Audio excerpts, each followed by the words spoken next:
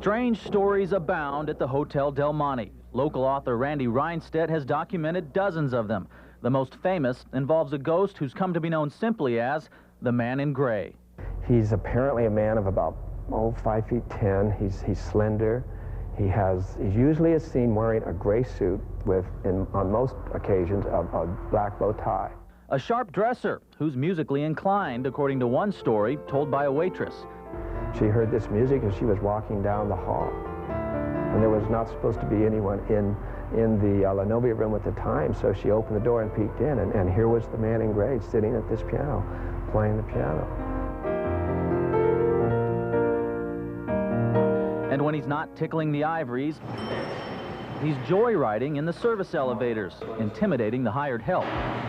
And he spins around and he looks behind him, and here is this image of the Man in Gray. Most of the people who say they have seen this mysterious Man in Gray don't seem too frightened by him. In fact, many believe he's not only a friendly ghost, but that he has a sense of humor as well. Case in point, an incident that happened in this ballroom involving a busboy, coffee cups, and these huge chandeliers. The busboy was clearing dishes after a dinner party when he noticed most of the coffee cups were missing from their saucers. And he looked from one chandelier to the next, and he saw coffee cups balanced on each of the globes on the tops of the chandeliers. Then there's the story about the busboy who couldn't catch up to his cart. But there was no visualization of anybody actually pushing the cart. It was like it was moving on its own. You know, at a leisurely pace, as if somebody was just walking behind it and pushing it. The Man in Gray wasn't always visible, but his prankish personality materialized in many different ways.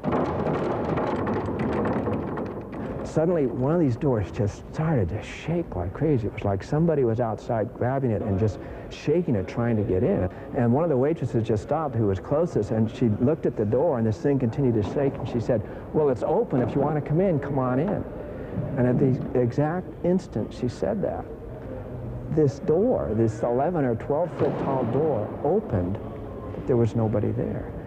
The sightings, the ghostly happenings, continue to this day, says Reinstedt, and real or not, they add an eerie dimension to this grand old hotel. When you talk to these types of people, believe me, they don't appear to be making stories up.